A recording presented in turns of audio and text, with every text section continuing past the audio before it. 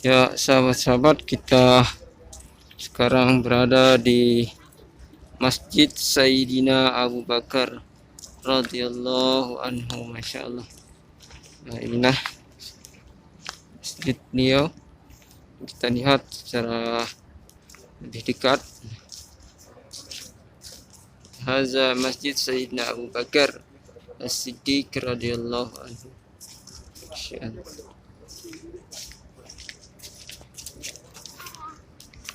Nah, di sini juga ada tamannya, sahabat-sahabat. Masya Allah.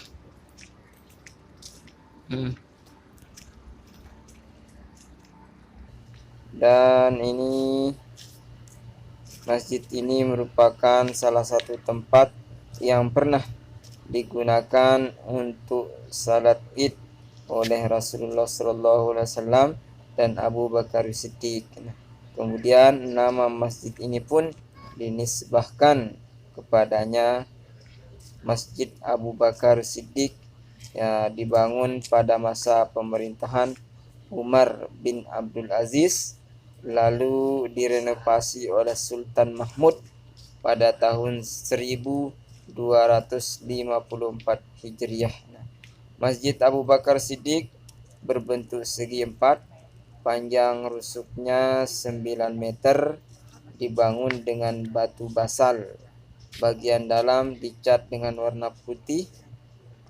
Jalan masuknya berada di dinding selatan, sahabat-sahabatku. Di sebelah kanan dan kiri jalan masuk terdapat 2 jendela persegi panjang. Ya, itulah tadi Masjid Abu Bakar, sahabat-sahabatku. Nah, di sebelah Masjid Sayyidina Abu Bakar Siddiq radhiyallahu anhu terdapat ini, sahabat-sahabat, salah satu lagi Masjid Al-Ghamamah. Nah, itu kita bisa lihat di atas pintu gerbang Masjid Al-Ghamamah. Masjid ini disebut sebagai Masjid Al-Ghamamah yang berarti awan mendung.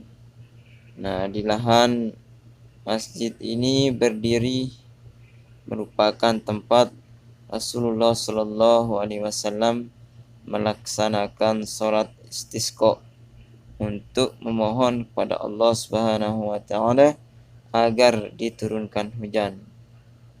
Dan segera setelah pelaksanaan sholat, awan mendung pun datang menggelayut disusul dengan turunnya hujan.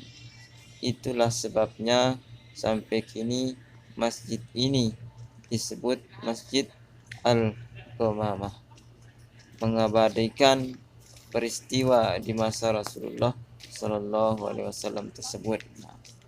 Masjid ini juga disebut sebagai Masjid Id atau Masjid Hari Raya karena dalam sejarahnya lokasi tempat masjid ini berdiri merupakan tempat Nabi Muhammad SAW melaksanakan sholat hari raya di 4 tahun terakhir kehidupan beliau.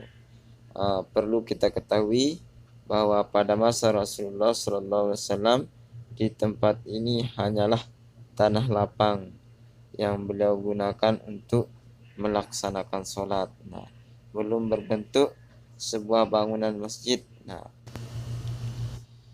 di lokasi ini atau di lokasi yang berdekatan dengan Masjid Nabawi ini, Rasulullah SAW pernah melaksanakan sholat jenazah bagi Raja Najasyi. Beliau adalah Kaisar Aksum di Abyssinia, kini Ethiopia.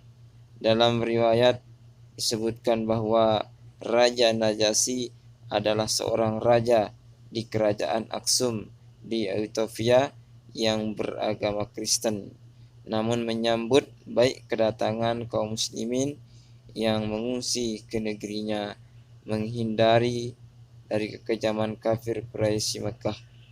Di kemudian hari, Raja Najasyi pun berikrar masuk Islam. Nah, itulah sahabat-sahabatku sedikit sejarah atau pemberian nama tentang masjid yang dua ini, yaitu Masjid Sayyidina Abu Bakar Siddiq radhiyallahu anhu dan Masjid Gomamah. Semoga bermanfaat. Sekian dan terima kasih.